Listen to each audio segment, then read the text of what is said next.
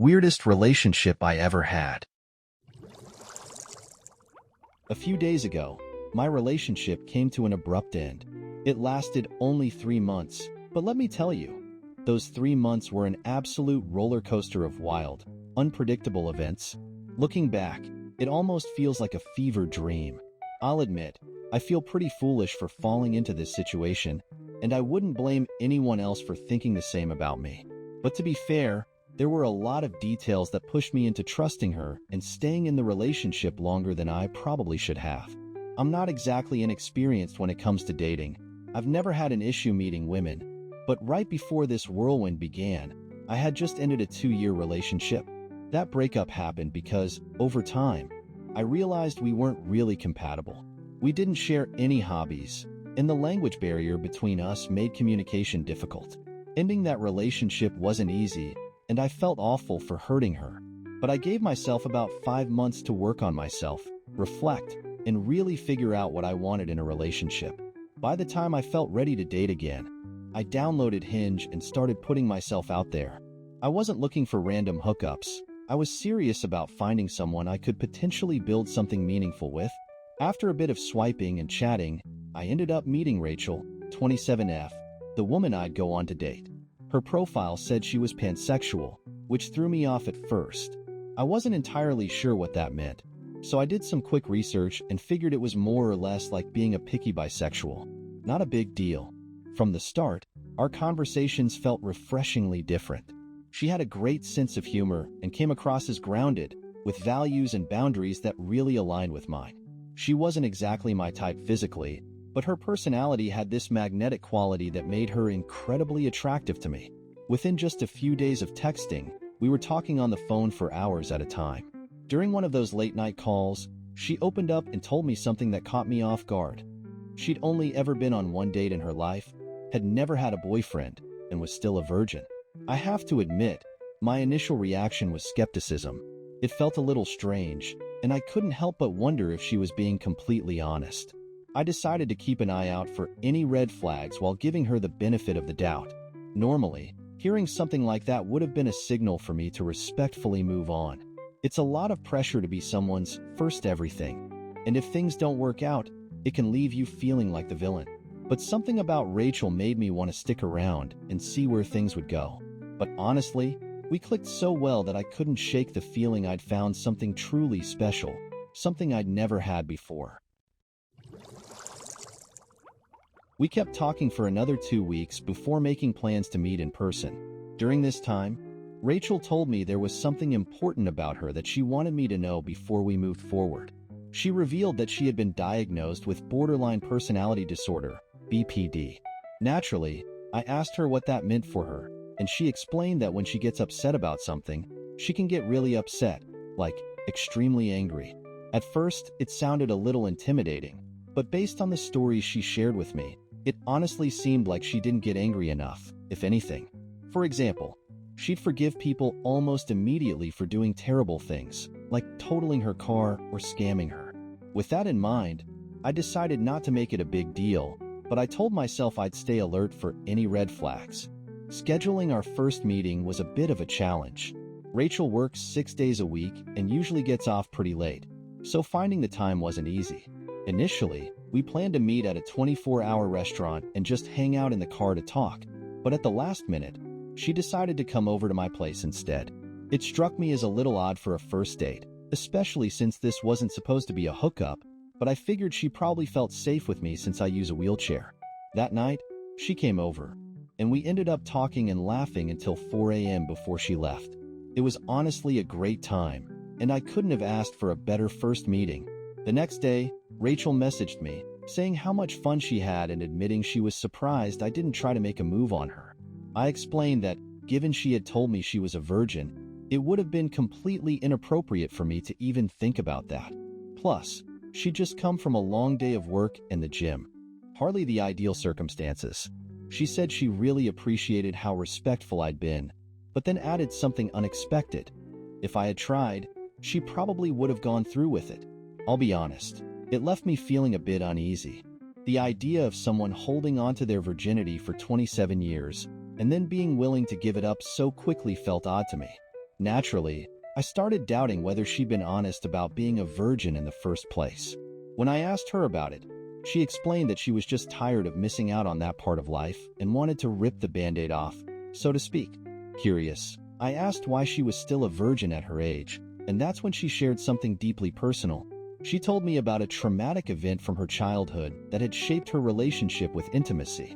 It was a heartbreaking story, and while it was hard to hear, it did make sense. I did my best to be empathetic, and it felt like the right thing to do to continue seeing where things might lead with her.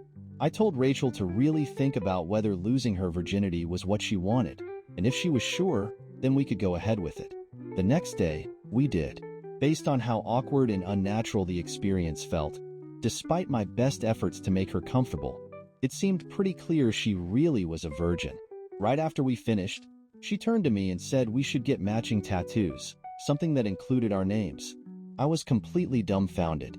I told her how absolutely insane that idea was, and that I'd never get anyone's name tattooed on me. She insisted she would never regret it, even if things ended badly between us. I tried to explain how impulsive and irrational it was, but eventually, I dropped the subject. I figured it was just the emotions running high from her losing her virginity. Then she hit me with something even more shocking. She asked if I wanted to hear something crazy. Of course, I said, sure. That's when she told me she had always wanted to have surgery to graft a penis onto her body, just above her vagina. And no, she wasn't joking. I did my best to stay calm and ask questions because, well, for me, and I'm guessing most people, this was way out of left field. Rachel must have picked up on my concern because when I asked when she first started thinking about this, she said it was something she wanted as a kid. She followed that by admitting she realized it was a crazy thought. Hearing that was a relief, and honestly, it made the whole tattoo conversation seem so insignificant that it was completely out of my mind.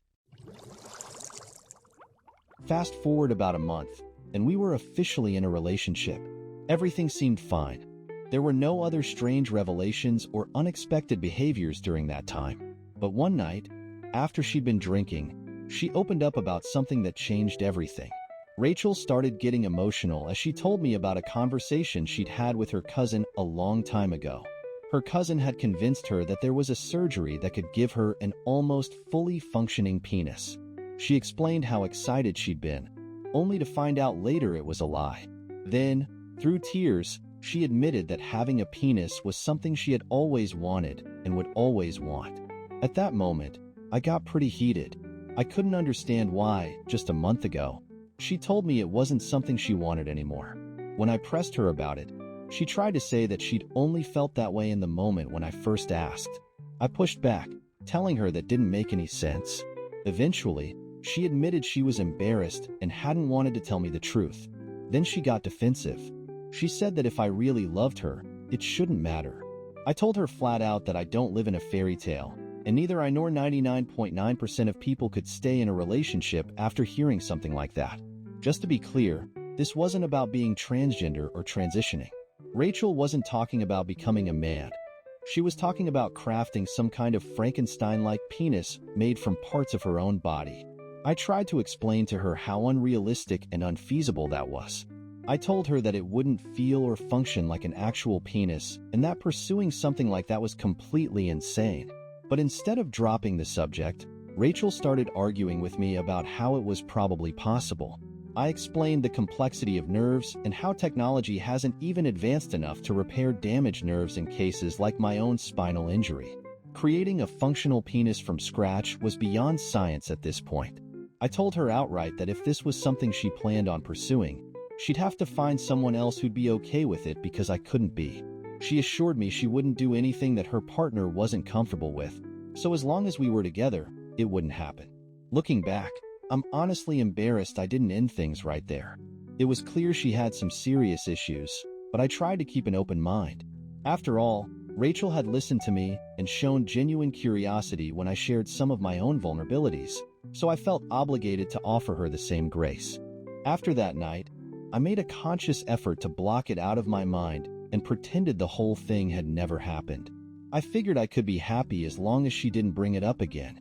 There's a lot more to the story, especially about how we eventually broke up, but I think this post is long enough as it is. Hopefully, You learned something from my experience, or at least got a laugh out of it. Dated a guy who was addicted to League of Legends. He pooped his pants because he didn't want to get up from his desk. Warning multiple times. I love gross story ahead. So basically we met through a friend during college and we instantly liked each other.